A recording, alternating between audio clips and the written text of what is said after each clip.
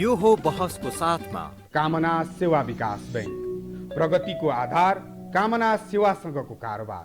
Registration open for +2 Science Management Humanities and Law, Lumbini College. म पनि आजै Nepal टेलिकमको anti fibre सेवा लिन्छु। नेपाल टेलिकम, राष्ट्रको सञ्चार। यो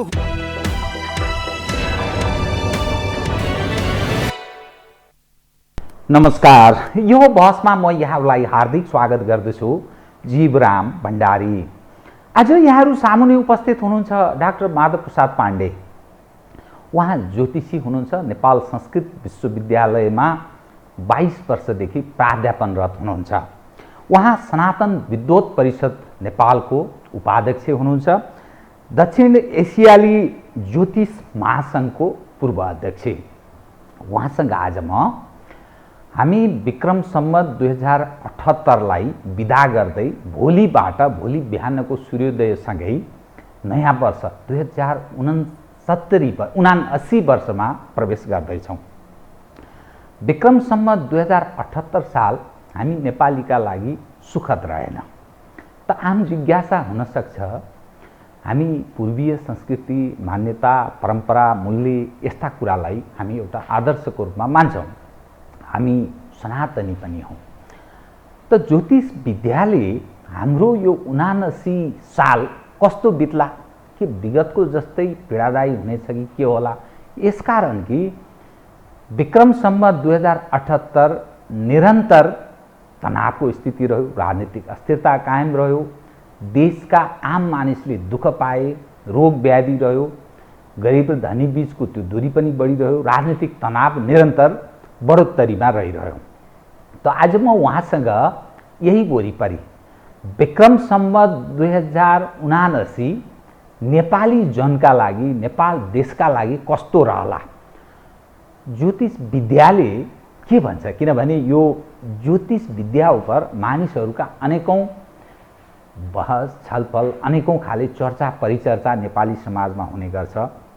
मैले बुझे अनुसार झन्नै 40,000 का सङ्ख्यामा नेपालमा ज्योतिषी हौँ भन्नेहरू छन्।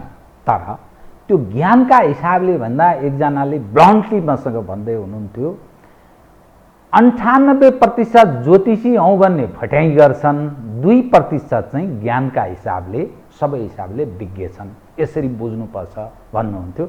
म आज डाक्टर माधव प्रसाद पाण्डेसँग यही वरिपरि केन्द्रित रहेर विषयलाई उठान गर्ने प्रयत्न गर्नेछु। सर्वप्रथम म उहाँलाई स्वागत गर्छु। सर, स्वागत छ। सर्वप्रथम त हामी नयाँ वर्षको पूर्व सन्ध्यामा छौँ, एकअर्कालाई स्वागत आदान प्रदान गरौँ, बधाई शुभकामना पनि आदान प्रदान गरौँ। म दर्शक सम्पूर्णलाई म हार्दिक शुभकामना पनि व्यक्त गर्दछु। अब म विषयमा प्रवेश गर्न चाहेँ। तपाईँको विद्वताको बारेमा मलाई जानकारी छ। हाम्रो जो अवस्था छ, विक्रम सम्वत 2078 साल हाम्रा लागि त्यति सुखद रहेन। आगामी वैशाख 30 गते स्थानीय तहको निर्वाचन पनि हुन्छ। त्यसपछि अरू खाले प्रदेशका होला, संसदीय निर्वाचन होला, यी सब पक्ष छँदैछन्। 79 साल विक्रम सम्वत 2079 साल ज्योतिष विद्याले यो हाम्रो हामी जुन खण्डमा छौँ, जुन चौहद्दीमा हाम्रो छ उपस्थिति, देशको कस्तो बित्ला, ग्रह नक्षत्र एज अ होलमा तपाईँहरू जसरी व्याख्या गर्नुहुन्छ नि, 79 साल हाम्रा लागि कस्तो रहनेछ, म यहीँबाट सुरु गरेँ। त्यसपछि म अरू विषय क्रमशः उठान गर्दै जान्छु। कृपया। धन्यवाद जीवराम सरलाई। वस्तुत हामी हाजिरी जवाब जस्तो ठ्याक्कै उत्तर आउला नआउला, ठिक छ, किनभने हामी शास्त्र अध्ययन गर्ने र शास्त्र चिन्तन गर्ने र विश्लेषण गर्ने हो। त्यस आधारमा म अलिकति पृष्ठभूमिबाट जान्छु। ज्योतिषलाई ज्योतिको शास्त्र भनियो। ज्योति भनेको ब्रह्म। ब्रह्मलाई अध्ययन गर्ने विभिन्न शाखाहरूमध्ये एउटा शाखा हो ज्योतिष शास्त्र। किनभने ब्रह्म एक भए पनि उसका अनन्त रूपहरू छन्। त्यो अनन्त रूपमध्ये ज्योतिषले चाहिँ जुन विषयको अध्ययन गर्छ ती विषयहरूमध्येको एउटा विषयको बारेमा आज यहाँले प्रश्न गर्नुभएको। मूलत यो समयलाई अध्ययन गर्ने शास्त्र ज्योतिषशास्त्र। समय अखण्ड छ, तर हामी काम गर्नको लागि सजिलो होस् भनेर विभिन्न भागमा समयलाई विभाजन गरेका छौँ। त्यस आधारमा हाम्रो पूर्वीय वाङ्मयसँग जोडिएर आएको ज्योतिषशास्त्रमा नयाँ वर्षको सुरुवात भनेर जुन वैशाख 1 गतेलाई मानेका छौँ, अरू मान्यता अनुसार र विभिन्न देशहरूमा विभिन्न वर्षारम्भका समयहरू छन्। हामीले के सूर्योदयसँगै त्यसलाई नयाँ वर्ष वैशाख 1 लाई सूर्योदयबाट नयाँ वर्ष मान्ने कि पश्चिमाहरू त राति 12 बजेपछि नयाँ भनेर त्यसरी मान्छन्, दिनको हिसाबले अर्को दिन प्रारम्भ भयो भनेर मान्छन्। हामीले चाहिँ कसरी, हामी सनातनीहरूले कसरी मान्ने? हाम्रो मूल के हो भने सृष्टिको आदिकालमा जुन बिन्दुमा सृष्टि भयो त्यो बिन्दु भनेको यो मीन राशि अर्थात् रेवती नक्षत्रको अन्तिम र अश्विनी नक्षत्रको सुरुको बिन्दुमा जब सूर्य प्रवेश गर्छ त्यो क्षणलाई हामीले नववर्ष आरम्भ भन्छ। त्यो लगभग कति बजे बज्छ? त्यो हरेक समयमा फरक फरक हुन्छ। जस्तै अब यही समयको कुरा गरौँ भने 11 बजेर कति मिनटमा यो वर्षको चाहिँ नववर्ष आरम्भ भएको छ। आज रातिको भोलि बिहान भोलि बिहान सामान्य हामीले मान्यताको लागि सजिलोको लागि चाहिँ सूर्योदयदेखि नै लिन्छौँ, सूर्योदयदेखि नै लिनुपर्छ सहजताको लागि। तर गणितीय हिसाबले कति बेला सुरु भयो भन्दाखेरिमा त त्यो कुनै पनि समय सुरु हुन सक्छ। भनेपछि वैशाख 1 गतेको 11 बजे लगभगबाट मात्रै नयाँ वर्ष सुरु भयो भनेर त्यसरी मान्नु हो, यो गणितीय हिसाबले। अनि त्यही समयमा टेकेर हामी त्यो समयको आकाश हेरेर अब त्यो समयको आकाशले के भन्छ त भन्ने आधारमा आकाशतिर फर्किन्छौँ हैन। त्यसरी हेर्दाखेरिमा के छ अहिले भने यो एउटा त्यो चाहिँ सूर्य सङ्क्रमण गरेको समय भयो। अर्को यसमा चाहिँ संवत्सर हुन्छ। संवत्सर चाहिँ 60वटा संवत्सर हुन्छन्। 60वटा संवत्सर हुन्छन्। त्यसमा पनि वैदिक संवत्सर र वारस्पति संवत्सर भनेर चान्द्र संवत्सर र वारस्पति संवत्सर अलिकति फरक छ। वारस्पति संवत्सर अनुसार अहिले नल संवत्सर पर्यो। पोहोर साल राक्षस संवत्सर थियो। अनि नाम सुन्दै मान्छेलाई के हुन्छ त त्यसको फल भनेर अनुमान गर्न सकिने हैन। अब संवत्सरको हिसाबले पोहोरभन्दा अहिले चाहिँ मत्थर देखियो। त्यस्तो राक्षसहरू भयङ्कर चाहिँ आक्रामक देखिएन। एउटा शुभ लक्षण भनौँ यसलाई, अलिक सुखद हुन सक्छ भन्ने त्यसरी बुझ्नु पर्ने हो। अनि अर्को चाहिँ राजा भन्ने हुन्छ। जसरी हामीले संसारमा राज्य चलाउनको लागि चाहिँ राजा मन्त्री आदिको मण्डल हुन्छ, त्यस्तै ग्रह परिषदमा पनि यही चाहिँ नयाँ वर्षसँग जोडिएर आएका विभिन्न चाहिँ कोणहरूबाट चाहिँ विभिन्न मन्त्रालयहरूको अधिकार बाँडफाँड हुन्छ ग्रहहरूमा। त्यसमा चाहिँ अहिले यो वर्षको राजा चाहिँ शनि परे। शनिको भागमा राजाको पद प्राप्त भयो। अब यो चाहिँ फेरि अलिकति पछाडि फर्क्यो हैन, यो चाहिँ अलिकति पछाडि फर्क्यो। अर्को फेरि प्रधानमन्त्री भनौँ न, उहिलेको चाहिँ समयमा राजा र प्रधानमन्त्री अरू मन्त्रीहरू भन्ने हुन्थ्यो। प्रधानमन्त्री भनौँ बृहस्पति पर्यो। यो अलिकति सुखद कुरा भयो। यो हिसाबले नल संवत्सर र मन्त्रीका हिसाबले चाहिँ वर्ष ठिक भयो। अब संवत्सरको अब राजाको हिसाबले चाहिँ अलिकति कम भयो भनेपछि यहाँनिर पनि हामीले 66% शुभै मान्न पाइयो। किनभने 3मा चाहिँ 2टा राम्रा भयो भनेपछि एउटालाई चाहिँ सामान्य। तर त्यो भित्र पनि नल संवत्सरको पनि पुरै फल राम्रो हुँदैन। तुलनात्मक रूपमा राक्षसभन्दा सुधार भए पनि पुरै राम्रो चाहिँ होइन। यस अर्थमा समग्रमा हेर्दाखेरि के भयो भने बहुमतमा सकारात्मक पक्षहरू छन् 79 सालमा। धेरै गएका वर्षहरू जस्तो चाहिँ बाधाजनक स्थिति छैन। पुरै सुधारको गतिमा नगए पनि अब चाहिँ सुधारको दिशामा 79 साल प्रवेश गर्दैछ। अब यहाँ अलिकति स्पष्ट पारिदिनुहोस् है, यो महिनाको हिसाबले पनि मानिसले वैशाख जो हाम्रो 12वटा महिना छ त्यो महिनाको हिसाबले हेर्दा केही तपाईँले बताइदिन सक्नुहुन्छ? वैशाख, जेठ, असार, साउन, कुन महिनामा के होला? कार्तिक, मङ्सिर, पुष, माघ, फागुन, चैत, त्यसरी 12वटा महिनाको कुन महिना कस्तो छ, के गरिनुपर्छ, भलै हाम्रा शासकहरूले के गर्छन् भन्ने आश कसैलाई छैन, तथापि त्यो शासकले त्यो जनहितका लागि राष्ट्रहितका लागि के गरिदिए हुन्थ्यो जो आफै त्यसमा विश्वासै गर्दैन, उसैलाई विश्वास छैन, यसैको शासक छ, तथापि त्यो पनि अलिकति बताइदिनु। त्यो विषयमा हामी अहिले आउँछौँ। अहिले वास्तवमा नयाँ वर्षको सुरुवातसँगै जुन जुन लक्षणहरू देखिन्छन् त्यसमध्येमा वैशाख महिनालाई चाहिँ सरदर सकारात्मक, वैशाख महिना सकारात्मक, वैशाख महिनालाई छोटकरीमा त्यसरी भनौँ। अनि जेठ महिना चाहिँ अलिकति अशान्त सकारात्मक, अशान्त भएर पनि त्यसको लक्ष्य चाहिँ सकारात्मक, त्यस्तो किसिमको आन्तरिक चाहिँ जुन एकता हो त्यसको मार्गतिर जान अझै चाहिँ व्यवधानहरू देखिन्छन् जेठमा। त्यस्तै गरेर असार महिना तुलनात्मक रूपमा राम्रो। तपाईँ फलादेश ज्योतिषी भएको हुनाले यो बडा इन्ट्रेस्टिङ छ, महत्त्वपूर्ण छ। तुलनात्मक रूपमा मैले यो चाहिँ तुलनात्मक भन्ने शब्द प्रयोग गरेको छु। असार चाहिँ तुलनात्मक रूपमा, श्रावण महिना केही हदसम्म राम्रो, केही हदसम्म राम्रो। तुलनात्मक भन्ने भाषा प्रयोग गर्नु एक ठाउँमा, अर्को केही हदसम्म भन्नुभयो, अलिकति अगाडि बढ्यो। भदौ अब भाद्र महिना भनेको चाहिँ बाहिरबाट हेर्दा चाहिँ ठिकठाक हुन्छ, तर आन्तरिक कमजोरी छ। भदौ हाम्रो लागि अप्रिय रह्यो। बाहिरबाट हेर्दा ठिक छ, तर भित्री चाहिँ अलिकति गाह्रो छ। अब आश्विन महिनालाई केही आशा लाग्दो महिना मान्न सकिन्छ, आश्विन महिना। त्यस्तै गरेर कार्तिक महिना सावधान योग्य छ। ती महिनाहरूमा आफ्ना जुन निजी कुराहरू हुन् तिनलाई सही ढङ्गले प्रयोग गर्न कठिन हुन्छ। अन्य बाह्य कुराहरूसँग बढी लम्पसार हुने अवस्था रहन सक्छ। लम्पसार हुने अवस्था जो निरन्तर त्यही चलिरहेको छ। कार्तिकको लागि कार्तिक लम्पसारवादी महिना एउटा चाहिँ आफ्ना कुरा रहँदै पनि त्यो खालको छाया पर्ने भयो। मङ्सिर महिनालाई सकारात्मक लिन सकिन्छ।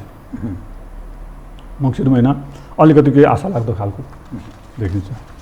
त्यस्तै गरेर पुष महिना पनि ठिक छ, पुषलाई पनि हामीले सकारात्मक मान्न सकिन्छ।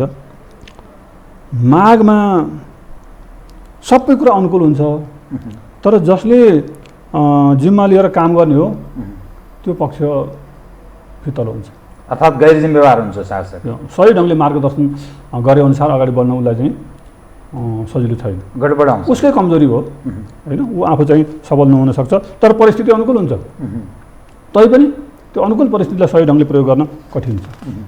यो चाहिँ माघ महिनाको लागि। त्यस्तै गरेर फागुन महिना यो चाहिँ निर्णय चाहिँ नगर्ने, पुराना भएका निर्णयलाई कार्यान्वयन गर्ने अवस्थामा राम्रो।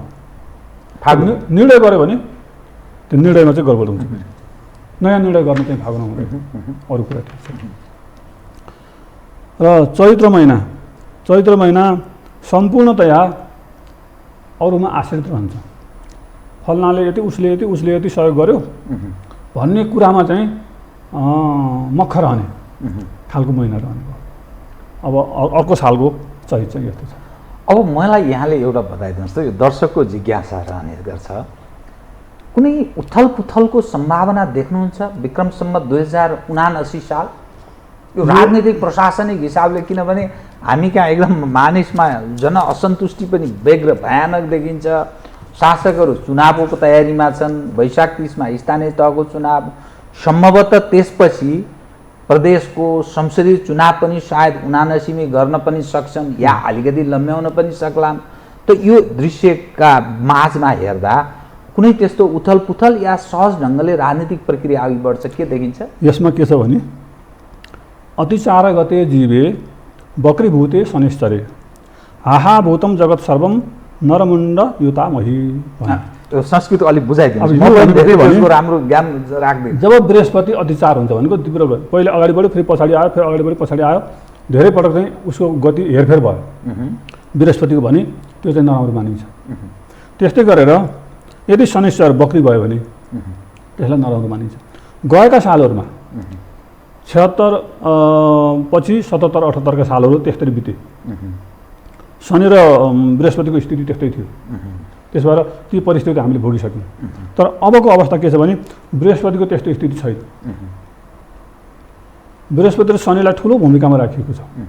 ग्रह पिण्डहरूमा सबभन्दा ठुलो बृहस्पति हो भने शनिसँग त्यसको सम्बन्धलाई चाहिँ अत्यन्त प्रभावकारी मानिएको छ। त्यसअनुसार शनि र बृहस्पति गडबडायो भने त्यहाँ धेरै समस्या आउँछ भन्ने खालको संहिता ग्रन्थहरूमा लेखिएको छ। त्यसमध्येमा बृहस्पति गडबडाएको छैन। छैन, बृहस्पति ठिक छ। बृहस्पति ठिक छ। अब शनि चाहिँ यो साउनदेखि कार्तिकसम्म अलिकति वक्र छ। शनि भनेको सङ्कटको सूचक होइन, होइन अलिकति शनिले सोएछ भन्छ वक्रको अवस्था। अब अर्को चाहिँ फेरि यहाँ के छ भने यो जेठको 28 गतेसम्म यो नेपालको मुटुमा चाहिँ राहु बसेको छ। जेठ 28सम्म नेपालको मुटुमा राहु बसेको छ। यसलाई चाहिँ हामी कुर्म चक्र भन्छौँ। कुर्म चक्र अनुसार हेर्दाखेरिमा चाहिँ यो चाहिँ मुटुमा राहु बसेपछि मुटु छेडेर काम गर्ने हुन्छ कि मुटु सुरक्षा गरेर गर्नुपर्ने, तर मुटु छेडेर काम गर्ने हो। यो भएको हुनाले जेठ 28 गतेसम्मलाई अहिले भएका गतिविधिहरूले चाहिँ विश्राम पाउने अवस्था छैन। विश्राम पाउने अवस्था छैन जेठ 28 गतेसम्मलाई विभिन्न दृष्टिकोणले। देशको मुटुमै समस्या छ अनि मुटुबाट अरू सञ्चालित हुने कुरामा स्वतः समस्या पनि सञ्चालित हुने भयो, समाधान होइन। त त्यसमा अझै यो वैशाख 13 गतेपछि को समय असहनशीलताको वृद्धि हुन्छ। जति पनि हामीले चुनाव लगायतका विभिन्न कुराहरूमा हाम्रो त सहकार्य हो नि त, सद्भाव हो। हामी एक अर्काको बिचमा प्रतिस्पर्धा गर्दा गर्दै पनि स्वच्छ प्रतिस्पर्धा, हामीले आफ्नो कुरा राख्ने हो, जनताले के मन पराउँछ त्यही गर्छ भन्ने भावमा जानुपर्नेमा वैशाख 13 गतेपछि त्यसको ठ्याक्कै विपरीत हुन्छ। तर लक्षण त अहिलेदेखि देखिसकेका छ, तर त्यसको स्वरूप चाहिँ अझ असली स्वरूप आउनै बाँकी छ। त्यो यो खालको असहनशीलता। अब यो हिसाबले के भयो भने वैशाख गठबन्धन बिचमै वैमनस्यताको त्यो सम्भावना या राजनीतिक वृत्तमा ठुलो समग्र अब सत्ता गठबन्धन त छ कि छैन भन्न सकिँदैन होइन, किनभने यो गठबन्धनको पनि एउटा मान्यता हुन्छ होला होइन। ती मान्यता कति कार्यान्वयन भएका छन् कि छैनन् त्यसमा मैले सत्ता गठबन्धन हो कि होइन त्यो छुट्टै पाटो होला। तर के भन्दा एक खालको एक भएर जाने जुन परिस्थिति हो त्यसमा चाहिँ दरार आउने अवस्था वैशाख 13 गतेपछि, वैशाख 13 पछि देखिन्छ। र यसको प्रभाव त चुनावसम्म नै रहने भयो। त्यति मात्रै नभएर जेठ 28 गतेसम्म रहने भयो। अहिलेदेखि नै जेठ 28 गतेसम्म त विगत केही समयदेखि नै चलिरहेछ। त्यो अलिकति सजिलो नभएको समय। त्यसमध्येमा वैशाख 13 पछि अझै त्यसमा बढाव आउने भयो भनेपछि त यो अहिलेको तत्कालको समय भनेको अलिकति संरक्षणात्मक समय पर्यो। यो सावधानीपूर्वक प्रस्तुत हुनुपर्ने समय पर्यो। तर असहनशीलता मात्रै व्यक्त हुने भनेर ठाउँ ठाउँमा यो वर्षको बारेमा आइरहेको छ। शासकहरूको बिचमा वा नेताहरूको बिचमा परस्पर सद्भावको मात्रा घट्ने स्थिति छ भन्छ। तपाईँले यो पनि अलि स्पष्ट पार्नुहोस्, किनभने दर्शकको एउटा जिज्ञासा चासो रहन्छ कि देशमा कम्युनिस्ट भन्ने चाहिँ एउटा कबाट उठेको पार्टी होइन, कम्युनिस्टका अनेकौँ छ, अति सानातिना सबैलाई कहाँ जोड्नु कम्युनिस्ट, काङ्ग्रेस भन्ने छ अर्को होइन, त्यसपछि अर्को मधेसी जसपा भन्छ, जस मधेस केन्द्रित पक्ष, अर्को राप्रपा, यी जो खाले छन् नि विभिन्न समूह विभिन्न पार्टी, त यिनीहरूको हेर्दा चाहिँ यो ग्रह के देखाउँछ बताए तपाईँ फलादेश ज्योतिष भएको यो कस्तो छ भने काङ्ग्रेसको जन्मकुण्डलीमा जब पुरै समस्या आउँछ तब मात्र एक हुन्छ। समस्या आउँदा मात्र एक हुन्छ, एकदमै अन्तिम समस्या ज्योतिषीको हिसाबले भन्नुभयो, राजनीतिक हिसाबले भन्नुभयो। काङ्ग्रेसको 2006 साल चैत 27 गते कलकत्तामा भएको जुन काङ्ग्रेसको उद्घाटन सत्र थियो पहिलेको, त्यो समयको आधारमा भन्दैछु म सामान्य कलकत्ते काङ्ग्रेस सामान्य मान्छेहरूसँग कुरा गर्दा पनि सकभर म चाहिँ आकाशतरी फर्किरहेको हुन्छु, किनभने हरेक बानीमा सरस्वतीको बास हुन्छ। तर कहिल्यै पनि अनुमानित कुरा बोल्नु हुँदैन, बहुत राम्रो, यथासम्भव शास्त्रसम्मत कुरा बोल्नुपर्छ, आफ्नो विषय हुन्छ। बहुत त्यस भएर काङ्ग्रेसको जन्मकालमा के छ स्थिति भने लक्ष्मी उसको साथमा छन्, तर त्यो लक्ष्मीको संरक्षण गर्न सक्दैन, त्यस्तो काङ्ग्रेस हो। मान्छे यो आफै समस्याको सर्जक हो यो सधैँ। जब एकदमै अन्तिम खत्तम हुने अवस्थामा पुग्दैन तबसम्म यो एक हुनै जान्दैन। भनेको अत्यन्त स्वार्थ प्रधान। त्यो स्वार्थ पनि व्यक्ति प्रधान, व्यक्तिमाथि पनि इस्यु प्रधान हो। यसो भएको हुनाले काङ्ग्रेसको जुन कमजोरी हो त्यो कमजोरीले गर्दाखेरिमा चाहिँ बेला बेलामा यो ढोलमोल आउँछ। यो चाहिँ काङ्ग्रेसको गतिविधि छ। अब कम्युनिस्टको चाहिँ के छ भने यो समयअनुसार रङ फेर्ने भाव हुनाले कति बेला कुन रङ फेर्छ थाहा हुँदैन। त्यसले गर्दाखेरि चाहिँ यी सबैको गतिविधि भनेका जुनसुकै बेला पनि रङ फेर्ने अवस्थाका हुन् होइन। अब यो गठबन्धनको कुरा गर्नुभयो नि, अब चाहिँ आफू स्वयं एक हुन सकिरहेको छैन त्यो काङ्ग्रेसले यदि गठबन्धन गर्यो भने त्यो कति बलियो होला त? बलियो हुनु, आफू बलियो भइसकेपछि बाँकी केमा बलियो हुनु बाँकी छ, त्यसको लागि गठबन्धन गर्ने हो। तर आफै बलियो हुन सके छैन त गठबन्धन कहाँबाट सम्हाल्ला उसले होइन। त्यस भए हुनाले यो चाहिँ गठबन्धनको कुरा र अहिले काङ्ग्रेस कम्युनिस्टको कुराहरूले त्यति धेरै गति लिने अवस्था देखिँदैन। गठबन्धन लम्बिँदैन। यो 13 गतेपछि थाहा हुन्छ। 13 गते वैशाख 13 पछि थाहा हुन्छ। तर यो चाहिँ 13 भनेको हामीले 10 मा पनि जान सक्ला, अगाडि पनि जान सक्ला, त्यो त अलिकति समय यताउता हुन सक्ला। मुख्य बिन्दु चाहिँ 13 गते। त्यसको आसपासबाट यिनीहरूले कसरी जाने यो चुनावमा भन्ने कुराको चाहिँ त्यसपछि बल्ल थाहा हुन्छ। अहिले देखिएको मुख्य सौम्य भाव त्यो 13 गतेपछि प्रष्ट रूपमा आउँछ। किनभने असहनशीलता व्यक्त हुने समय आउँछ त्यति बेला। त्यसो हुनाले ढाकछोप गरेका कुराहरू त उदाङ्गिन्छन् त्यति बेला र असली स्वरूपमा यिनीहरू 13 गतेपछि आउँछ। 13 गतेपछि असली। त्यसदेखि बाहेक अब अरू पार्टी अरू पक्षको के देखिन्छ? अरू पक्षहरूको पनि यो अहिले जस्तै यहाँ मैले एउटा चाहिँ वैशाखको लग्नको जुन कुरा गरेको थिएँ यहाँनिर चाहिँ अलिकति थोरै अरूसँग पनि जोडेर कुरा गर्नलाई यहाँ के छ भने कृपया जस्तै समग्रलाई काम गर्ने भावनाले जस्तै नलसम्मतहरूको हामीले कुरा गऱ्यौँ नि, त्यसमा के भन्यो भने शासकहरू दुर्मतिका हुन्छन् भने। दुर्मति मात्र होइन, घोर दुर्मति भनेको छ। घोर दुर्मति शासकहरू र उनीहरूको बिचमा ईर्ष्या र रिस परम चुलीमा पुग्छ भन्छ। दुईवटा कुरा। अनि तेस्रो नम्बर दुर्मतिजन्य मानसिकताले गरेका निर्णयहरूले देशमा चाहिँ ठुलो विकराल रूप लिन्छ।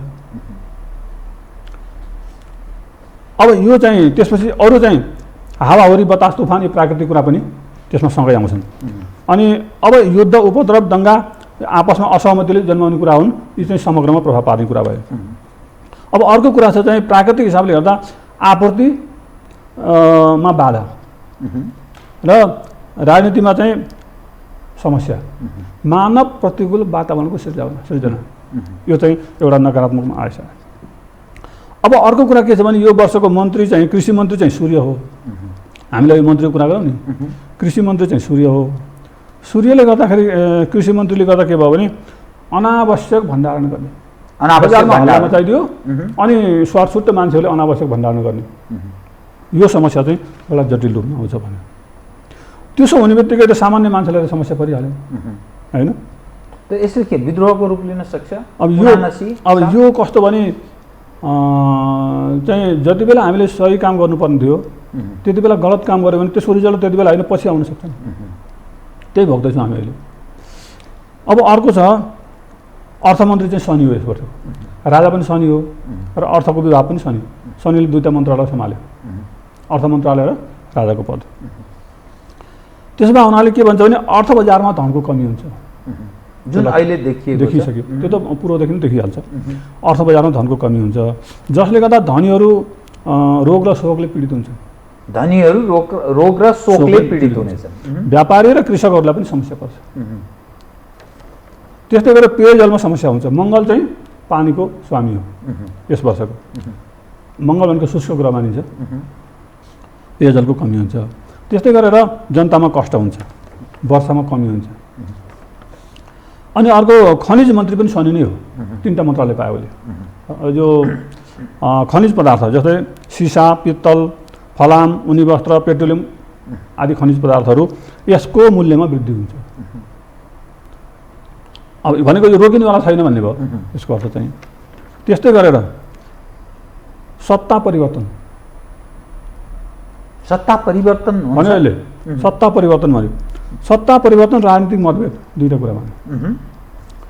अब जलवर्षणमा कमी, प्राकृतिक प्रकोप र बजार भावमा वृद्धि। अब सत्ता परिवर्तनले अलिअलि मान्छेलाई जसरी अहिले चलिरहेको छ त्योभन्दा फरक जान्छ कि भन्ने अर्थ लाग्छ। त्यसको बारेमा हामी अहिले पछि विश्लेषण गर्छौँ। अर्को के भन्यो भने जल सम्बद्ध दुर्घटना। जलको कमीले पनि हुन्छ, त्यो बढी भएर पनि यो प्राकृतिक कुरा पनि भयो। अब यो चाहिँ सिधोसँग मैले अहिलेसम्म सबै प्रतिकूल कुराहरू मात्रै गरिरहेको छु, तर केही राम्रा कुरा पनि छन्। किनभने मन्त्री बृहस्पति, अघि हामीले भन्यौँ बृहस्पति मन्त्री भएको हुनाले अन्न उत्पादनमा वृद्धि हुन्छ,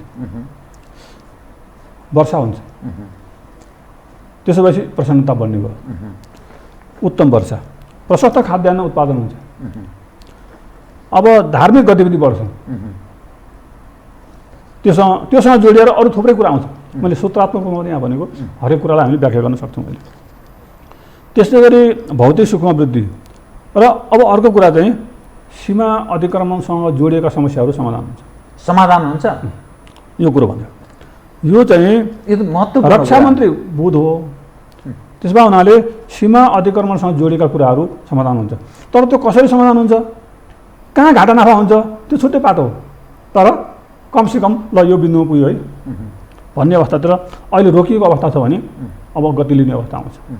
त्यो एउटा चाहिँ सीमासँग जोडिएको कुरा भयो। अर्को छ खाद्य आपूर्ति मन्त्री शुक्र हो यस वर्षको। त्यसले गर्दा धेरै उपद्रवहरू हुँदैन, सुभिक्ष हुन्छ, जनता शान्त रहन्छन्। फलफुल मन्त्री पनि बुझ्नै हो। त्यसले गर्दा उसले के भन्यो भने फलोत्पादन वृद्धि हुन्छ, वर्षा हुन्छ, सुख शान्ति हुन्छ भन्यो। त्यस्तै गरेर देशमा उन्नति हुन्छ भन्यो। र वर्षभरिका 12 महिनाका चाहिँ सङ्क्रान्तिहरू मध्ये 7वटा सङ्क्रान्तिहरूमा शुभ बार पर्यो। त्यसमा हुनाले त्यस अर्थमा पनि वर्षा राम्रो हुन्छ, शुभ फल हुन्छ, 12 नक्षत्र दुवैबाट यो वर्षा राम्रो छ भन्यो। अब यहाँ मूल कुरा के छ भने हामीले जसरी घर बनाउँदाखेरिमा कमसेकम 4वटा खाँबा चाहिन्छ न्यूनतम, अनि घर ठडिन्छ। त्यस्तै गरेर यो मौसम हेर्नको लागि पनि 4वटा खाँबा छन्, चतुस्तम्भ भन्छ। ती स्तम्भहरू चाहिँ के हो भने जलस्तम्भ, तृणस्तम्भ, अन्नस्तम्भ र वायुस्तम्भ। यानि कि पानी कति पर्छ भन्नको लागि चाहिँ जलस्तम्भ हेर्नुपर्छ, त्यसको गणितीय मान्यता छ। तृणस्तम्भ वनस्पति आदिहरूको उत्पादन हेर्नको लागि चाहिँ त्यो हेर्नुपर्छ। अन्न कति उत्पादन हुन्छ त्यसको लागि अन्नस्तम्भ हेर्नुपर्ने हुन्छ। र कति वायु बतास, हावाहुरी, भूकम्प, बवण्डर के आउँछ त्यसको लागि वायुस्तम्भ हेर्नुपर्छ। यी पर्यावरणीय दृष्टिकोणले हेर्दाखेरि के देखियो भने जलस्तम्भ उत्तम छ। त्यसमा हुनाले पानी पर्छ भन्योले पानीको कमी हुँदैन। तृणस्तम्भ 90% भएको हुनाले वनस्पति आदि उत्पादनमा पनि समस्या हुँदैन। तर खाद्य अन्न उत्पादनमा चाहिँ 50% मात्रै छ। 50%? त्यसको अर्थ घट्ने भयो। त्यसको अर्थ के भयो भने एकदमै सन्तुलित ढङ्गले खाद्य उत्पादनको लागि व्यवस्थित गर्नु जरुरी छ। सचेत हुनु पर्छ यस्ता कुरामा।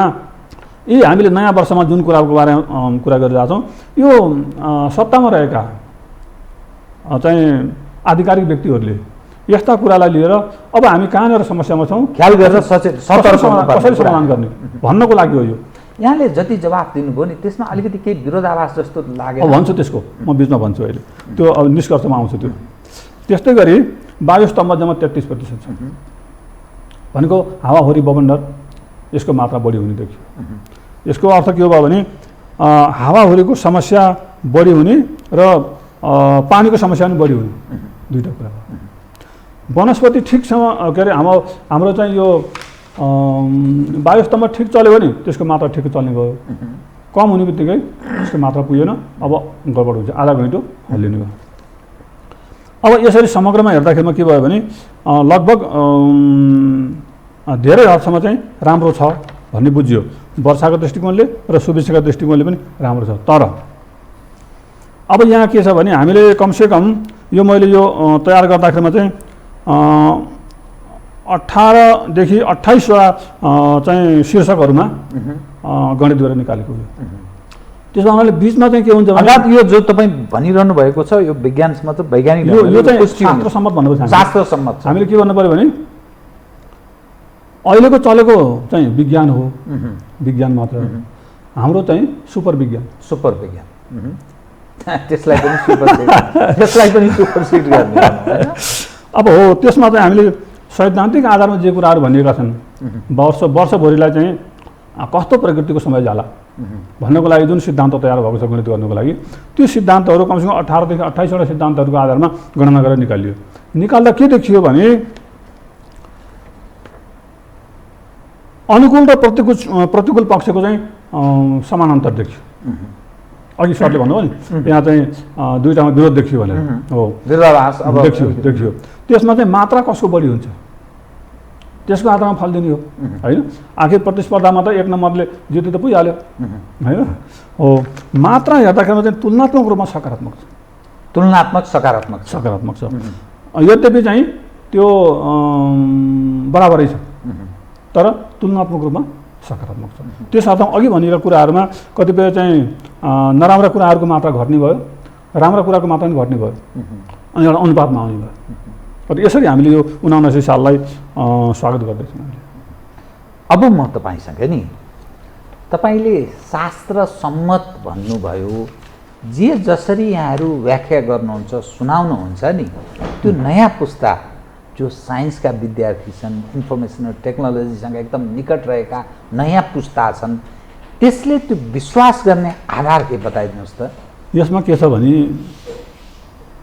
पहिलो कुरो त म सामान्य मान्छेका लागि अहिले जस्तै फलित ज्योतिषसँग जोडिएर आएका प्रसङ्गहरूमा चिना हेराउन गयो कोही भने अथवा केही पूजापाठ गर्न गयो भने त्यसलाई उपहास गर्ने समाज अहिले बढिरहेछ हैन। त्यसका कारणहरू चिना हेराउनु पर्ने कि नपर्ने र आकाशको ग्रह हेरेर फल लाग्छ कि लाग्दैन र लाग्छ भने कसरी लाग्छ त्यसको आधार के हो त्यो विषयमा थोरै भन्छु। हाम्रो सनातन परम्परामा के छ भने 84 योनि हुन्छ, 84 योनि हुन्छ। मान्छे जन्मिन्छ मर्छ, जन्मिन्छ मर्छ, जन्मिन्छ मर्छ र हरेक पटक जन्मिँदा उसले केही न केही कर्म गर्छ। कर्म त गर्छ नहि कश्चित् क्षणमपि जातु तिष्ठत् अकर्मकृत। कर्म नगरिकन त एक क्षण पनि बस्न सक्दैन मान्छे, गरिरहन्छ।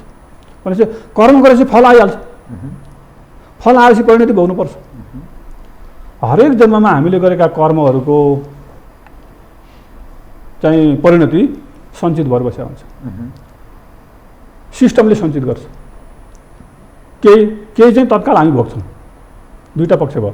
एउटा कर्म गरेपछि सिस्टमले सञ्चित गर्यो उसले गरेको कर्म, अर्को केही धेरै मात्रामा चाहिँ उसले त्यही बेलामा भोग्छ। हो त्यो सञ्चित भएको जुन कर्म छ त्यो धेरै जन्ममा सञ्चित हुँदै हुँदै हुँदै हुँदै आउँदाखेरि एउटा यस्तो स्वरूप लिन्छ र स्वरूप लिएपछि त्यो चाहिँ अब मनुष्यको रूपमा जन्म लियो। अब मनुष्यको रूपमा जन्म लिँदा उसको जन्म कस्तो हुने भयो भने उसले योभन्दा पहिला अनन्त जन्ममा गरेका कर्महरूको जुन सञ्चित स्वरूप छ त्यो स्वरूपको आधारमा ऊ कहाँ जन्मिने, कस्तो स्वरूपमा जन्मिने, कस्तो मन लिएर जन्मिने, कस्तो शरीर लिएर जन्मिने, कस्तो चित्त लिएर जन्मिने, कस्तो विचार लिएर जन्मिने, यो सबै कुरा उसले आफैले गरेको कर्मको परिणामस्वरूप ऊ जन्म लिन्छ। अनि त्यसैले हामी के भन्छौँ भाग्य भन्छौँ है। अहिले मान्छेले के भन्छ हामी त कर्मलाई मान्छौँ भाग्यलाई मान्दैनौँ भन्छ। कति विरोधाभास छ। त्यही कर्मद्वारा भाग्यवाद, त्यही कर्मद्वारा भाग्य निर्माण भएको हो। कर्मले भाग्य बन्छ, भाग्य बनेको होइन। अनि त्यो कर्म यसको अर्थ काम। कर्म उसको कर्मको अर्थ के हुन्छ भने हाम्रामा सनातन परम्परामा कर्म भनेको सत्कर्म मात्रै भन्छ।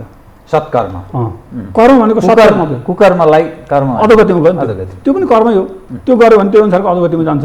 तर उन्नति हुनुको लागि त सत्कर्म हुनु पर्यो। त्यसो कर्मको नाम सत्कर्म हो होइन। अब यो कर्मको परिणति के भयो भन्दा त्यसको परिणति अनुसार मान्छे जन्म्यो।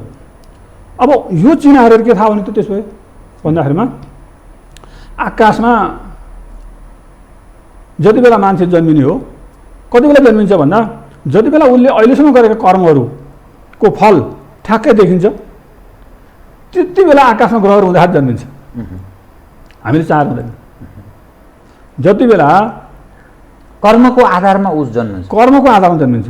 ठ्याक्कै समय जो अहिले त्यो सिजरिङ गरेर अलि समय घडी पला हेराएर लौ लौ लौ लौ भयो अब चाहिँ बच्चो निकालिहालौँ भन्ने जुन अहिले खालको यो डाक्टर भोला रिजाल प्रसुति रोग विशेषज्ञ हुनुहुन्थ्यो, बर्बाद छ, धेरै महिलाहरूको यो कन्तुबिजोग छ, पाउन पनि दिँदैनन्, यस समयमा निकाल भन्छन्, अभिभावकले पनि त्यो भन्छन्, श्रीमानले त्यो भन्छ, सासू ससुराले त्यो भन्छन्, समयअनुसार घडी पला यसरी जीवनमाथि खेलबाड भइरहेछ भन्दै हुनुहुन्थ्यो एक सन्दर्भ। यस्तो छ, त्यो पनि उसको कर्मै अनुसार हो। सामान्य जन्मिन सक्थ्यो नि, सकेन नि। असामान्य रूपमा जन्मिनु पर्ने अवस्था उसकै कर्मको अनुसार हो, बाध्यात्मक अवस्था। कुनै पनि यस्तो कुनै तन्तु, कुनै चिज, कुनै सूक्ष्म, कुनै जादु केही छैन जुन आफ्नो कर्मभन्दा बाहिर जाओस्। त प्राकृतिक जो जन्म छ त्यो चाहिँ उसको कर्म अनुसारको हुन्छ, त्यसकारण त्यसलाई त्यसरी जबसम्म ऊ जन्मिन्छ नि तबसम्म उसका पूर्व जन्मका सम्पूर्ण कर्महरूको आधारमा ऊ जन्म्यो। यो बडा चाहिँ गहिरो कुरा छ है। अब यो चिना चाहिँ जन्मिन्छ कति बेला भन्दा ऊ ठ्याक्कै त्यो पूर्व जन्मको कुराहरू थाहा पाउने जुन ग्रहस्थिति हुन्छ त्यति बेला मात्रै जन्मिन्छ। अब उसले चाहेर भएन है। अब त्यसपछि जन्मिसके थाहा पनि पायो, ल चिना हेरेर उसको पूर्व जन्म यस्तो रहेछ भने थाहा पनि भयो। अब के गर्ने त? अब के गर्ने भने जुन जुन कुराहरू हामीले पूर्व जन्ममा गरेका राम्रा कर्म छन् ती थाहा पाइयो कुण्डलीबाट, त्यसलाई प्रवर्धन गर्ने।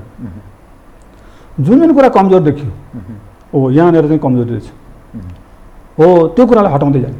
कसरी त्यो सच्याउने? त्यो कसरी हुन्छ भने दुःख निवारण कसरी हुन्छ? कसरी हुन्छ त्यो भनेदेखि जन्म लिने बेलामा चाहिँ पूर्व जन्मको कर्मको फल भयो, यो जन्मको केही छैन, किन उसले कर्म गर्ने जन्ममा उसको हात हुँदैन, किन कर्म गर्ने भ्याएको हुँदैन, प्रकृति सम्बद्ध।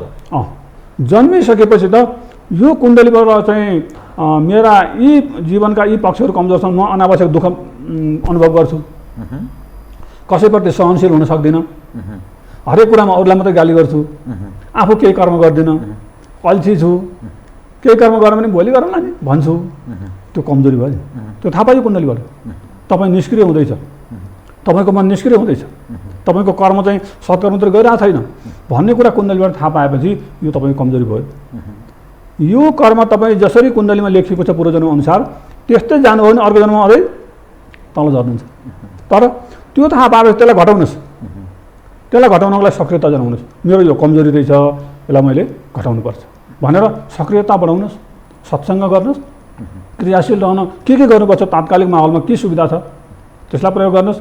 अब त्यो तपाईँको कमजोरी घट्दै जान्छ। भाग्यमा यस्तै रहेछ भन्ने होइन, भाग्य त आफैले निर्माण गरेको हो। भाग्यमा भाग्य बदल्न सकिन्छ अवश्य। भाग्य बदल्ने होइन, भाग्य प्रवर्धन गर्ने हो। प्रवर्धन होइन, यो बदल्ने होइन, कुनै पनि चिज बदल्दैन। कर्म गरेपछि त्यो भोग्नै पर्छ। भगवान् कृष्णले पनि भन्नुभयो कर्म गरेपछि नभोगे कुनै उपाय छैन, भोग्नै पर्छ। कर्मको फल फल भोग्नै पर्छ। तर भोग्दा त्यही कर्मको फल भोग्दा पनि सुखी हुन्छ कोही मान्छे। दुईवटा मान्छे सँगै छन्, एउटै दुःख पाइरहेछन्, तर एउटा मान्छेले सामान्य रूपमा लिएको छ त्यसलाई, त्यो पीडालाई ठिक छ मैले गरेको कर्मअनुसार भोगिरहेको छु। अर्को मान्छे ओहो लौ म बर्बाद भएँ, खत्तम भएँ, लौ भेनी भएँ भनेर ऊ छटपटिन्छ। भनेको कर्मको फल भोग्दा पनि ऊ चाहिँ प्रसन्न रहन सक्ने खालको वातावरण उसले सृजना गर्नु पर्यो। अर्को सुखै सुख हुँदा पनि प्रसन्न हुन सक्दैन, त्यो पनि उसले लिएर आएको छ। हो यो कुरो थाहा पाएर जब हामीले मेरा कमजोरी छन् भनेर थाहा पाएर सुधार्न थाल्छौँ नि, यो जन्मकुण्डलीको ठुलो महत्त्व त्यहाँनिर हुन्छ। अहिले जसरी त यस्तो हुन्छ उस्तो हुन्छ भनेर भन्ने फलादेश भन्दा कैयौँ गुणा चाहिँ त्यसबाट यो जन्मकुण्डली हेरेर के छ भने हामी चाहिँ परिवार संयोजन, व्यक्ति समुद्धार, समाज उद्धार र राष्ट्र उन्नतिसम्मको काम यसले गर्न सक्छ। कुनै व्यक्ति जन्म्यो, 8-10 क्लाससम्म पढ्यो, त्यो व्यक्तिलाई कमसेकम ज्योतिषी हिसाबले हेर्दाखेरि चाहिँ कस्तो छ त भनेर मूल्याङ्कन गर्ने, समाजशास्त्रको हिसाबले त्यो व्यक्तिलाई मूल्याङ्कन गर्ने, मनोवैज्ञानिकले मूल्याङ्कन गर्छ, अर्को कुनैले मूल्याङ्कन गर्छ। कमसेकम 4-5वटा विषयका विज्ञले, 4-5वटा विषयका विज्ञको समूहले त्यो एउटा मान्छेलाई चाहिँ यो के हो, यो मान्छे के बन्ने मान्छे हो, के छ यो भित्र भनेर अध्ययन गरेर एउटा निर्कुल निकालेर यो मान्छे यस्तो बन्ने खालको भनेर त्यो सुझाव राज्यसँग पुर्याएर राज्यले त्यो व्यक्तिलाई त्यही बाटोमा लगाउने हो भने यो ज्योतिषका माध्यमले त्यो व्यक्तिको उद्धार र राज्यको चाहिँ लागि त्यो व्यक्ति उपयुक्त बाटो तयार हुन्छ। त्यो हो यसको महत्त्व। यो चाहिँ केवल सडकमा बसेर 2-4जनालाई ताथा के भनेर 2-4 पैसा खल्ती हाल्ने विद्या होइन यो। बहुत राम्रो कुरा तपाईँ गर्नुहुन्छ। तपाईँ एउटा विद्वानसँग मलाई कुरा गर्दा खुसी पनि यसकारण लागिरहेको छ कि तपाईँ पढेर भएको ज्योतिषी, तपाईँ 22 वर्षदेखि नेपाल संस्कृत विश्वविद्यालयमा प्राध्यापनरत हुनुहुन्छ। अहिले मैले यसो सुनेअनुसार नेपालमा झन्नै 40,000 भन्दा बढी ज्योतिषी हौँ भन्ने मानिसहरू त्यो चिना टिप्पण लेख्ने अनि यसो भनिदिने यसो अनि त्यो कर्मकाण्ड गरेर गुजारा चलाउने मानिसहरू छन्, जसका कारण पढे लेखेका ज्योतिष विद्यामा पारङ्गत त्यो ज्योतिषीहरूको ठुलो अपमान भएको छ र हाम्रो पूर्वीय संस्कृति परम्परा मूल्य मान्यता कतिपय आदर्श पक्षहरू ज्योतिष विद्या त्यो शास्त्र उप पनि प्रश्न खडा हुन्छ, प्रश्न खडा गरेका छन्। तपाईँ के ठान्नुहुन्छ यो पक्षलाई कसरी एउटा आम मानिसले यो चाहिँ ज्योतिषी हो, यसबाट चाहिँ चिना टिप्पण लेखाइयो या हेराइयो भने चाहिँ यो ठिक होला, शास्त्र सम्मत छ भनेर पत्याउने बुझ्ने आधार के बताइदिनुहोस् त? अब मूल कुरा के छ भने यो आम नागरिक सचेत हुन् भन्ने यो शास्त्र अचम्मको कस्तो खालको छ भने नि भर्खर चन्चो प्रवेश गरेकाले पनि जे जाने छ त्यो बताएर समाजको उद्धार गर्न सक्छ। जति जाने छ त्यति, मैले यति जाने छु भनेर थोरै जानेको कुरा बताएर पनि समाजको उद्धार गर्न सक्छ, कल्याण गर्न सक्छ। एक खाले यो काउन्सिलिङ जस्तो परामर्श जे जान्यो मैले जानेको यो तपाईँको यो अनुसार यो हो भनेपछि ल ठिक रहेछ यस्तो रहेछ भन्छ, जान्छ, उसको सुधार भयो। जति जानेको छ त्यति भन्यो उसले, त्योभन्दा माथि गयो अझै राम्रो कुरा, अझै धेरै कुरा भन्न सक्यो उसले अध्ययनको साधनाको माध्यमले, अझै राम्रो। अब अध्ययन गर्दै गर्दै जाने मान्छेलाई अथाह यति धेरै ज्ञान यहाँभित्र छ, अध्ययन गरेर सकिँदैन भनेको। चन्चो प्रवेशदेखि लिएर अनन्त ज्ञानसम्मको अध्ययन यहाँभित्र थुप्रा छन्। 4 लाख मन्त्रहरू छन् भन्छ। महाभारतमा 1 लाख छ भने ज्योतिषमा 4 लाख चाहिँ श्लोकहरू छन् भन्छ। अथाह ज्ञान छ यो भित्र। तर यसलाई प्रयोग गर्ने, अध्ययन गर्ने समूहको, व्यक्तिको पारिवारिक क्षमता, सामाजिक क्षमता, व्यक्तिगत क्षमता, उसका आवश्यकताका आधारमा उसले प्रयोग गर्छ। प्रयोग गर्दाखेरिमा मैले यति जानेको छु, योभन्दा बढी जानेको छैन भनेर इमान्दारितापूर्वक गऱ्यो भने ठिक छ, किनभने ज्यामी पनि चाहिन्छ, इन्जिनियर पनि चाहिन्छ, होइन, सबै चाहिन्छ। अब होइन म ज्यामी होइन म त इन्जिनियर हुँ भन्यो भने हो त्यहाँनिर गडबड भयो, गडबड त्यहाँनिर सुरु हुन्छ। त्यसो भए जति जानेको छ त्यति गर्नुमा चाहिँ समस्या होइन, ठिक छ, त्यो गर्नै पर्छ। सबैको लेभल अलग अलग हुन्छ, त्यो तह अनुसार चाहिँ उसले समाजको सेवा गर्छ, राम्रो कुरा हो। तर एउटा ज्यामीले चाहिँ म इन्जिनियर हुँ भन्यो भने र इन्जिनियरको जस्तो उसले आचरण गर्न खोज्यो भने अब त्यहाँ कति दुर्घटना होलान्, यो यहाँनिर समस्या, मूल समस्या त्यहाँ। म तपाईँसँग नि यो कतिपय विषय यस्ता विषय छन् जो मानिसको निरन्तर जिज्ञासाको रूपमा रहिरहन्छ, त्यसलाई मेट्न बडा कठिन पनि छ। यो ज्योतिष ज्ञान छ नि, यो विद्या, यो किन हाम्रो जीवनसँग यसको महत्त्व छ? जस्तै 12 महिनाको कुरा गर्छौँ हामी, कतिपय मानिसहरू यसो छलफल पनि गरेको म सुन्दछु। अब 12 महिना होइन 11मा झार्नुपर्छ, त्यो सुनेको कुरा म बताउँदैछु, प्रश्न गर्दैछु म तपाईँलाई। त्यो 12 महिना किन राख्नुपर्ने, 11मा किन नहुने, अनि 11मा किन हुँदैन, 12 किन, यस्ता विषय पनि छन्। अनि यो एकदम हाम्रो जीवनसँग यसको बडा महत्त्व छ ज्योतिष ज्ञानको भन्ने त्यो आधार अलिकति स्पष्ट पारिदिनुहोस् न। कुरा के छ भने सैद्धान्तिक आधारहरू धेरै प्रकारका छन् है, गणनाका पद्धतिहरू थुप्रै छन्। तीमध्ये के भन्छ भने एक कार्यकालमा चाहिँ कुनै गणना सुरु भयो, गणनाको सिद्धान्त बन्यो, जुन ग्रह जुन बिन्दुमा थियो केलाई बिन्दु मानेर गणना सुरु भयो। ल कालान्तरमा चाहिँ त्यो नचल्ने भनेको ग्रह पनि चल्न सक्छ, किनभने सृष्टिमा अचल केही पनि छैन। तर तुलनात्मक रूपमा कुन चल कुन अचल त्यति मात्रै हो। पृथ्वीलाई अचला भनियो, अचला भनियो, पृथ्वी चल्दैन, तर भुइँचालो किन जान्छ त? यो सापेक्षमा हो। सापेक्षमा हामी चाहिँ के गर्छौँ, त्यसलाई अर्थ लगाउँछौँ। त्यस्तै यो गणितीय पद्धतिमा पनि थुप्रै पद्धतिहरू छन्। त्यसमा तपाईँको चाहिँ लामो समयपछि अन्तराल आयो धेरै, त्यसबाट अब चाहिँ यो संस्कार हामीले गर्नुपर्छ भन्ने अर्थमा चाहिँ ती कुराहरू आएका हुन्। यो एउटा मत। अर्को मत के छ भने सृष्टिको आदिकालमा जहाँनिर जुन बिन्दुलाई, जुन तारालाई हामीले चाहिँ केन्द्रबिन्दु मानेका छौँ, अनादिकालदेखि त्यो ताराको केन्द्रबिन्दु त्यही नै हो, त्यो चलाउन पाइँदैन। हामीले एउटा ताराको ठाउँ परिवर्तन गऱ्यौँ भने अनि सबै ठाउँ परिवर्तन गर्नुपर्छ र परिवर्तन गर्दाखेरि चाहिँ त्यहाँ सबै पद्धति बिग्रिन्छ, सिस्टम बिग्रिन्छ। त्यसबाट त्यो गर्न हुँदैन। सृष्टिको आदिकालमा जुन बिन्दु, जहाँनिर जुन तारालाई केन्द्र मानेर हामीले काम गरेको त्यही केन्द्र मानेर गर्नुपर्छ भन्ने एउटा पद्धति हो। यो दुईवटा पद्धतिको बिचको चाहिँ यो चाहिँ के भन्दा सैद्धान्तिक यो विमति हो। म तपाईँसँग नि यो नयाँ वर्षको सन्दर्भमा को विद्वान सुपठित व्यक्तिसँग कुरा गरौँ भन्ने म सोच्दै थिएँ। मैले एकजना विद्वान सुपठित व्यक्ति जो सिद्धान्तको कुरा गर्ने व्यक्तिसँगलाई सोधेँ। तपाईँको मलाई नाम दिनुभयो। तपाईँसँग आज मलाई कुरा गर्दा खुसी पनि लागिरहेको छ। यो एक दुईवटा कुरा म कार्यक्रमको अन्त्यतिर आएको छु कि अलिकति स्पष्ट पारिदिनु होला। तपाईँले पटक पटक भन्दाखेरि राजा, प्रधानमन्त्री, मन्त्री भनेर भन्नुभयो है। अब यो शासन, यो व्यवस्थाको हिसाबले यो देशमा राजा छैन, प्रधानमन्त्री, मन्त्री छँदैछन्। अब ती कर्म के गर्छन् त्यो अलग पक्ष छँदैछ। कर्म प्रधानमन्त्रीले गरेका छन् कि मन्त्रीले गरेका छन् कि अर्को धन्दा गरेका छन्, तर छन्, पदीय हिसाबले त्यही छ भन्न मानिनुपर्छ। त यो राजा भनेको के भनेको? वास्तवमा प्रजापालन गर्ने भन्ने अर्थमा हो। प्रजापालन, अभिभावक हो। अभिभावक भन्ने अर्थमा। अर्को फेरि हामीले यो गृह परिषदको जुन मन्त्रीमण्डल छ, वैदिक परम्परामा चाहिँ राजा र मन्त्रीको पद्धति पनि छ होइन। अब त्यो पद्धति अनुसार चाहिँ ग्रहको परिषदमा चाहिँ सबभन्दा ठुलो अभिभावकलाई के भनियो? राजा भनियो होइन। अनि उसको निर्देशन अनुसार कार्यकारी भएर काम गर्नेलाई के भनियो? मन्त्री भनियो होइन। अनि अरू विभागहरू जो जसले सम्हालेका छन् त्यसलाई चाहिँ अरू मन्त्री भनियो। त्यसबाट यो चाहिँ कार्यविभाजनको हिसाबले चाहिँ नाम राखिएको। यो नामसँग भन्दा पनि कामसँग यसको चाहिँ बढी भूमिका छ। यो अहिले हाम्रो नेपाली समाजमा नि क्यालेन्डरहरू 60-70 हजारभन्दा बढी संस्थाहरूले आफू खुसी निकालिरहेका छन्। त यो एउटा पञ्चाङ्ग निर्णायक समिति भन्ने संस्था छ, यसले खेलेको अलिकति भूमिकाबारे तपाईँ के ठान्नुहुन्छ? किनभने जे पाए त्यही छ, अनेक ढङ्गले निस्केको छ।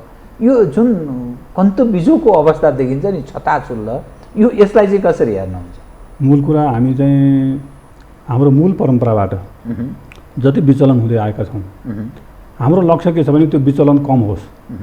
र विचलन कसले गराइरहेको? यो कसले गर्ने हो भने समयले गर्ने हो। समय, हरेक कुराहरू व्यक्तिसँग यहाँ कुनै सरकार छैन। किनभने मलाई याद छ 50-52 सालतिर लोकपत्र भन्ने एउटा पत्रिका थियो, अनि भोजराज सरले निकाल्नु है। त्यो पत्रिकाको नामकरणदेखि लिएर दाह संस्कारसम्म म छु त्यहाँ। दाह संस्कार पनि चाँडै दाह संस्कार भयो। अनि त्यति बेला मैले उहाँलाई के भन्नु भने यो तपाईँको कि चाहिँ पत्रिका अहिले बन्द गर्नु सुरु त भएको छैन कि पत्रिका ननिकाल्नुहोस् कि चाहिँ यो नाम फेर्नुहोस् र तपाईँलाई यसले चाहिँ उद्धार गर्दैन। कहाँ बजारमा गइसक्यो लोकपत्र योभन्दा नाम फेर्नै सक्दिनँ भन्नुभयो। ल ठिक छ। त्यति बेला मैले त्यो पत्रिकामा नियमित लेख्थेँ। नियमित लेख्ने क्रममा ग्रहको परिस्थितिहरू उपस्थापन गरेर यो ग्रह गतिलो छैन, त्यसमा आउनाले यस्तो बेलामा नेताहरूले अलि बुद्धि पुर्याएर काम गर्नुपर्छ है भन्ने किसिमको लेख्थेँ। अनि धेरै समय लेखिसकेपछि मलाई चाहिँ पछि ढोका खोल्यो। के ढोका खोल्यो भन्दा जब चलेको समय नै राम्रो छैन भने त्यो समयबाट प्रभावित भएर मान्छेको दिमाग चल्छ। त भनेको कुरा मान्दैन उसले। भनेपछि समयले मलाई प्रेसर गरेको छ, राम्रो काम गर्न सक्छ भनेपछि यो ढोका खोल्यो भने मैले लेख्न छोड्दिएँ भन्न खोजेको नि। त कसैको यो नाशका दिनहरू आउँदैछन् भन्ने पनि केही अर्थ लाग्छ? यो त आफसेआफ एउटा चाहिँ माथिल्लो तहमा पुगेपछि सो त त्यो यो उतार चढाव त भइ नै हाल्छ होइन। त्यसबाट समयको क्रम के हो भने समयले कति बेला कुनलाई उठाउने हो, कुनलाई घटाउने हो। जस्तै विद्वान, सत्कर्मी, चाहिँ महात्मा, चाहिँ महाजन अहिले भने जो भनिन्छ नि त्यो महाजन होइन, ठगठाग पार्टी त्यो महाजन होइन। महाजनको परिभाषा अर्कै छ। यी व्यक्तिहरूको नेतृत्वमा समाज चल्ने जति बेला थियो। तपाईँले उल्टो कुरा विद्वान, विदुषी, सत्कर्मी, बहुगुणी तिनको नेतृत्वमा समाज चल्ने भने अब कहाँ हो? अब अहिले पुँजीले अर्कैले चल्छ हो। अब त्यसरी समाज चल्दा के हुन्थ्यो भने समाज व्यवस्थित हुन्थ्यो होइन। अब अहिले के भन्दा एउटा पिउनले गएर हाकिमलाई मुसलमान दिनु भयो होइन। भने समाज कहाँ पुग्यो त? यो त समयले गरेको काम हो। त्यसो भएर व्यक्तिलाई हामीले जब दोष दिन्छौँ नि तब हामी दुःखी हुन्छौँ।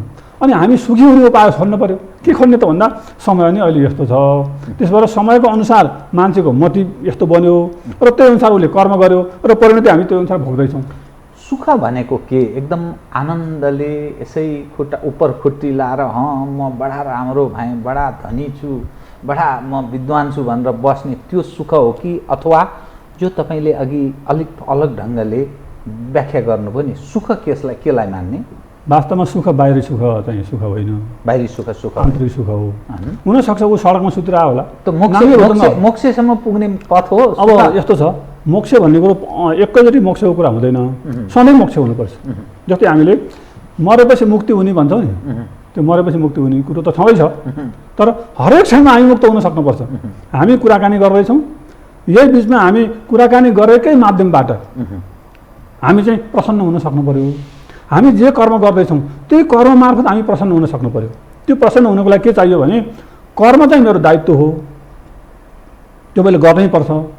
तर कर्मको फल के आउँछ भन्ने कुरामा म अहिले पनि निष्क्रिय हुन्छु भनेदेखि अब त्यो सुखको लक्षण हो।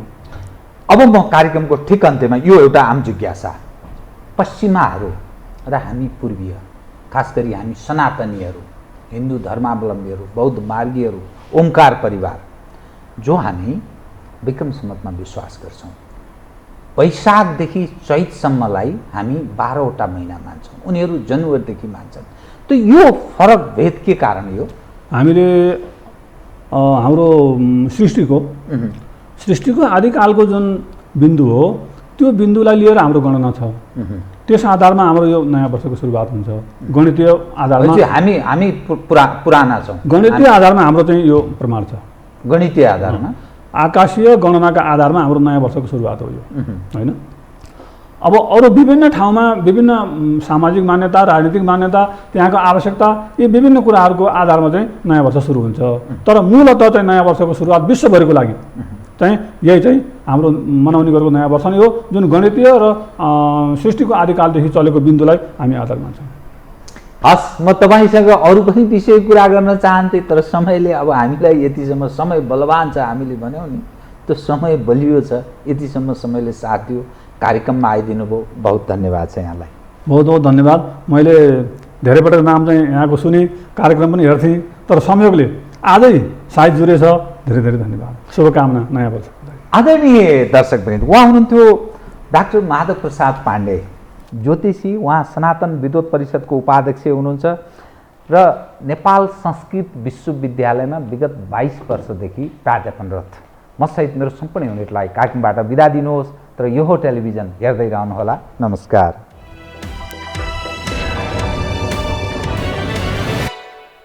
यो हो बहसको साथमा कामना सेवा विकास बैंक, प्रगतिको आधार कामना सेवासँगको कारोबार। Registration open for +2 Science Management Humanities and Law, Lumbini College. म पनि आजै नेपाल टेलिकमको एन्टी फाइबर सेवा लिन्छु। नेपाल टेलिकम, राष्ट्रको सञ्चार।